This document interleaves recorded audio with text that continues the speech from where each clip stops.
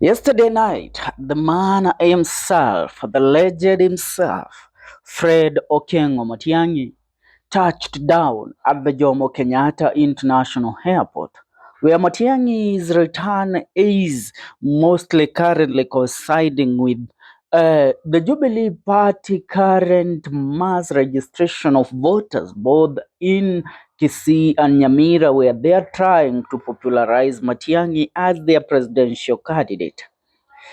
But the arrival of Matiangi has shaken the government of President William Ruto.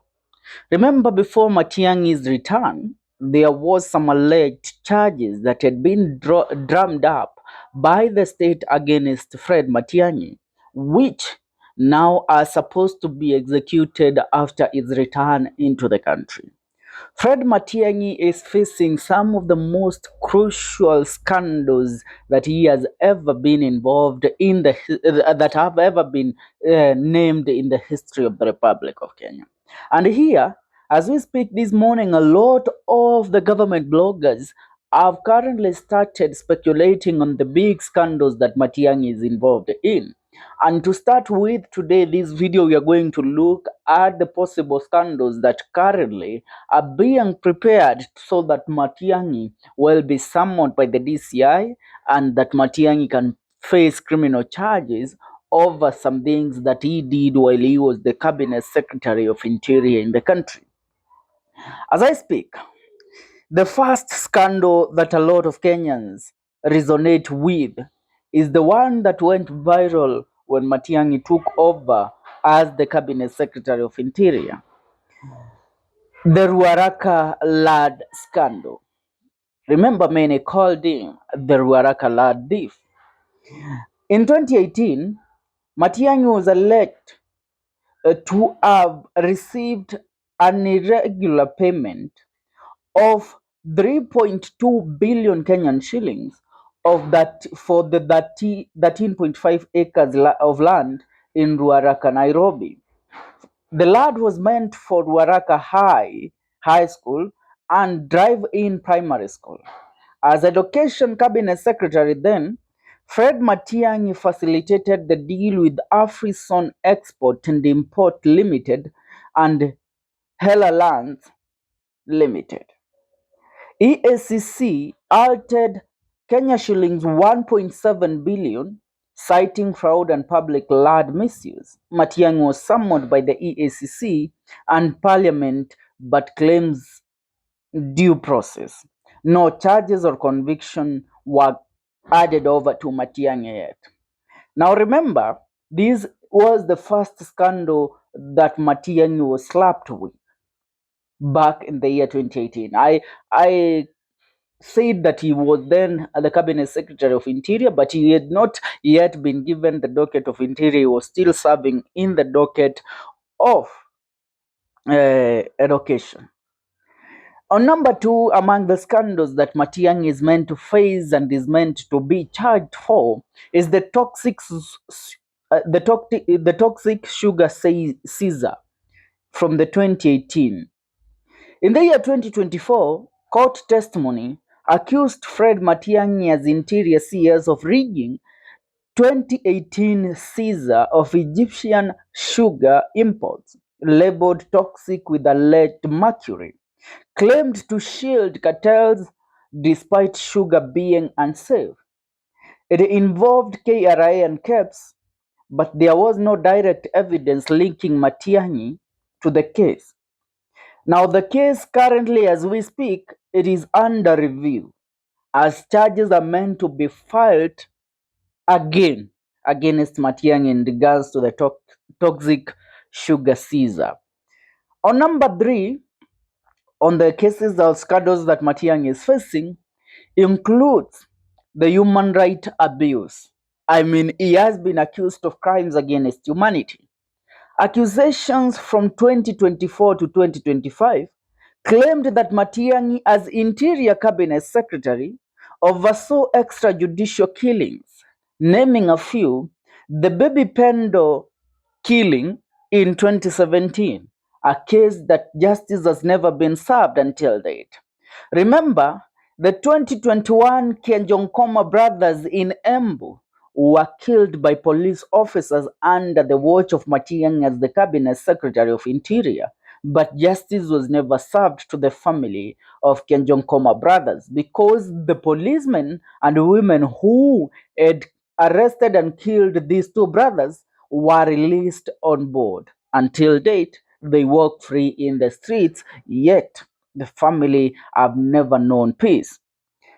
Rivayala bodies, one of the greatest scandals that faced Matiangi too and the administration of Uhuru Muigai Kenyatta, they were accused that through the Directorate of Criminal Investigation under the former boss, George Kenoti, they used to kill and dump bodies at Rivayala. Bodies of those activists who were against the government, anybody that called the government into action, that is what was done to them. Now, tied to his security role, but no verified evidence implicates him directly, no investigation or charges, claims unverified, and currently we look at it in the bigger picture. Another scandal that has currently faced Matiangi is when he was dragged in court for 6.5 billion IDP cash, internally displaced persons. Now, the former Interior Cabinet Secretary Matiangi was ordered to enter an appearance in a case where internally displaced persons, IDPs, from Nyamira and Kisii counties sued the government over 6.5 billion composition. Matiang'i, who was sued in 2022 alongside former Interior PS Karanja Kibicho and then Head of Public Service Joseph Kenywa, had been directed to file their response in the case. The matter was initially filed at the High Court in Nairobi, but has since been transferred to the High Court in Kisii, which is nearest to the petitioners. Now, the petition was filed by Reverend Bishop Brethren Nemuel Momanyi on behalf of the IDPs from Kisii and Nyamira counties. The clergyman is their patron. Now, they wanted Matiang'i and Kibicho to explain the whereabouts of 6.5 billion that was set aside by President Uhuru Kenyatta's administration in 2017-2018 in the national budget for IDP resettlement.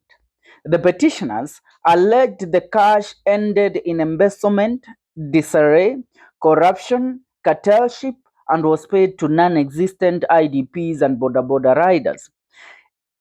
The former cabinet secretary and his principal secretary had been sued because the composition cash was under their docket. Justice Chacha Mwita of the High Court in Nairobi on September 23, 2024, directed that the respondents be served ahead of their appearance in court. They were to appear before Justice Teresia Odero at the High Court in Kisii, but they never did. Those are some of the cases that Matiang'i is expected to answer to. And another thing that has currently now been unveiled after the arrival and the return of Matiang'i into the country is how Matiang'i used prisoners from Committee Maximum Prison when he was the Interior Cabinet Secretary to build for him his mansion in Karen. According to a revelation by one Cyprian Nyakundi, says Matiang'i used prisoners to build his mansion in Karen, but I don't know what happens to Matiang'i when he gets power. We like him the way he is now, without power. Please educate the kids who don't know him. Well, Maraga is a very honest man. In comparison to Matiang'i and Maraga, people are coming up with a lot of things to implicate Matiang'i and to have Matiang'i charged for different criminal offenses. But the Gusii community, if they have to choose a leader and if they have to front a leader, they are being told the former cabinet secretary is not the man to be brought forward as the cabinet, as the presidential candidate. Another thing, under the reign of Matiangi during the day of elections in the year 2022 on August, an amount of over 6 trillion is said to have disappeared from the Kenyan economy under the watch of Matiang'i as the cabinet secretary of interior. Now, the man is seeking to become the president. What is your take, by the way? I want to hear from you as a Kenyan and as anybody that really sees this man on what he is. Because yes, we don't refute that Matiang'i is a no-nonsense man. He's a man that on his watch, he has transformed different sectors in the country. During his time as the cabinet secretary of IT, Matiang'i made sure that the country migrated from analog to digital. Remember, tunatoka analog tunakwenda digital. Remember that time. And then it came to the time that he was the cabinet secretary of education. Under the watch of Matiang'i, the demonstrations ambazo zilikuwa protest za walimu ziliishanga, and the malpractices during the exam times also ziliweza kumalizwa. Now, under the watch of Matiang'i as the cabinet secretary of interior, the country the country was fully shielded from the attacks from the Al-Shabaab militants. He was also able to deal with the bandits in the Rift Valley region. Bandits walikuwa wamekipata when Matiang'i was the cabinet secretary of interior. But beyond that, Matiang'i also had his dirty linen that is currently going to be washed in the public. It's about time that he embraces it and fights as he goes ahead to try and seek the election as the presidential candidate of the year 2027. Remember, the state has all the mercenaries to pull everything and make sure that Matiang'i suffers big time. And that is when I sit down and reason, nasema, if Matiang'i was to be good, he would have dealt with these people before they took over power, wakati alikuwa interior cabinet secretary. Wangefanya tu Raila ashinde uchaguzi na nchi ingekuwa mahali pazuri sana, because Raila had won, but walimunyima win yake kawaida yao. Now it's time they face the consequences of the people that they allowed to take power. For now, subscribe.